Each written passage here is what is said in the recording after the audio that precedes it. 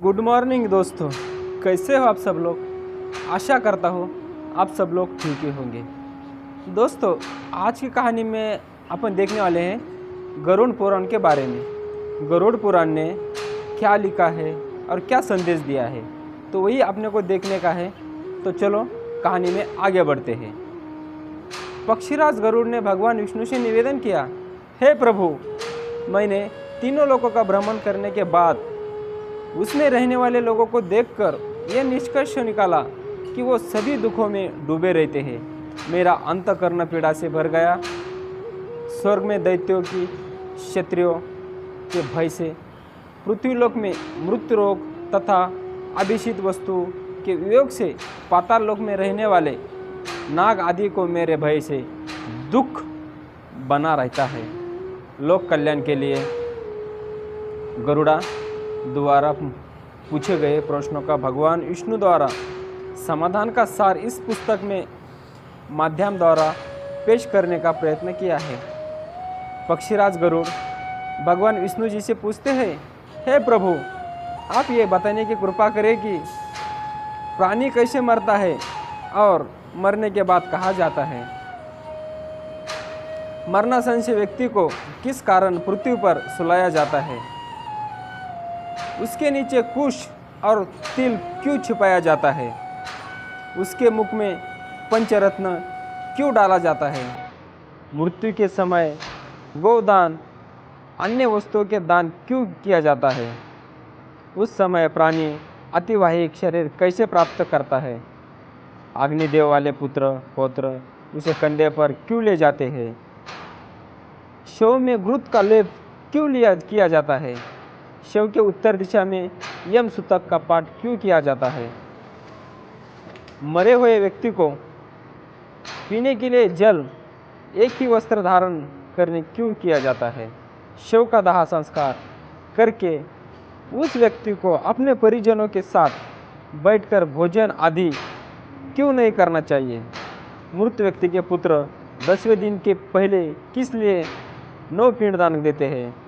शव का दाह संस्कार तथा उसके अनंतर जल तत्पर्ण की क्रिया क्यों की जाती है। किस विधान से पितरों का पिंडदान देना चाहिए। उस पिंड को स्वीकार करने के लिए उसका आह्वान कैसे किया जाता है। दाह संस्कार के बाद अस्थि संचयन और घट फोड़ने का विधान क्यों है। 10वें दिन शुद्धि के लिए सभी परिजनों के साथ खाना तथा विधान क्यों करना चाहिए।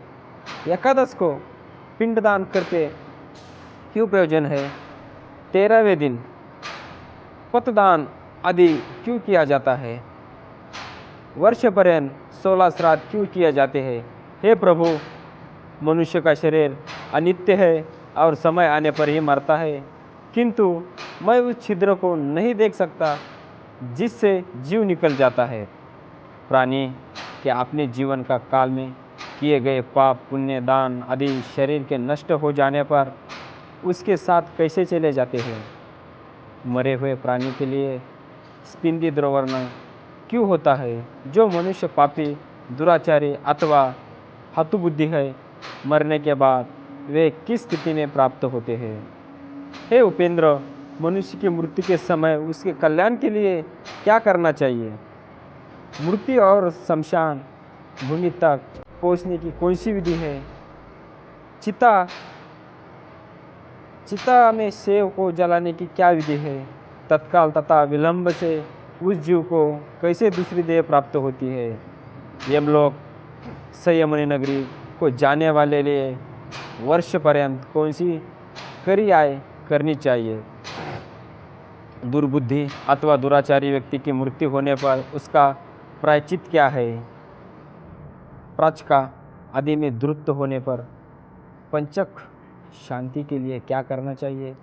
बहुत से पाप को करने पर भी इस संसार को पार कर प्राणी आपको कैसे प्राप्त कर सकता है। हे देव, आप मेरे इस संपूर्ण भ्रम को विनिष्ट करने में समर्थ है। मैंने आपसे यह सब लोक मंगल कामना से पूछा है, मुझे बताने की कृपा करें। श्री कृष्ण जी गरुड़ से कहते हैं, हे पक्षीराज, तुमने जो मानव कल्याण के लिए अपनी जिज्ञासा व्यक्त की है, वो सर्वश्रेष्ठ है। अब इसका समाधान सुन। जब मनुष्य अपने पिछले जन्म के अच्छे बुरे कर्म के संचित परिणामों को भुगता हुआ और इस जन्म में कर्म करता हुआ मरणासन अवस्था को पहुंच जाता है, तो शरीर में कई रोग उत्पन्न होते हैं। एक अचानक सर्प की भांति वो मौत के जकड़न में बनता चला जाता है। वो घर में असहनीय, अपाहिज, शारीरिक मानसिक से पीड़ित, फिर भी जीने की मन में इच्छा लेकर दुखदायी जीवन व्यक्त करता है। जब मरणासन व्यक्ति की इंद्रियों का समूह व्याकुल हो जाता है, तो चेतन चिंता शरीर जड़ी भूमि हो जाती है। तब अंतिम क्षणों में एक अलौकिक चेतना आती है, जिससे सभी लोग जैसे दिखते हैं। उस समय वो कुछ बोलने योग्य नहीं रहता और प्राण शरीर को छोड़कर यमराज के दूत के साथ चल जाते हैं। जब प्राण शरीर को छोड़ते हैं तो बहुत कष्टदायी होते हैं और ऐसा दर्द होता है जैसे 100 बिच्छू ने डंक मारा हो। उसके मुंह से झाग बनती है और सारा मुंह थूक से भरने लगता है। उस समय जो प्राणी दुखात्मा होते हैं, उन्हें यमदूत अपने 5 बंदे में जकड़कर मारते हैं। जो अच्छे कर्म होते हैं, उन्हें स्वर्ग की पार्षद सुखपूर्वक अपने लोक में ले जाते हैं। भीमकाया दुरापूर्ति। यमराज के दूतों को देखकर ही पापियों के मन में भय उत्पन्न होता है। हाहाकार करता हुआ अंगूठे के नाप जितना मृत्यु मनुष्य अपने घर को देखता हुआ यमदूतों का द्वारा घसीटा हुआ रास्ते में अचानक यातनादाह सहन करता है, यमराज के सामने ले जाता है। जीव अति भयभीत यमराज की काया को देखता है और फिर उसके आदेश पर तुरंत वापस आने मृत्यु स्थान पर यमदूत के साथ आ जाता है। वो वापस अपने शरीर के जाने की कोशिश करता है, पर यमदूत उसके गले में फंदा डालते हैं।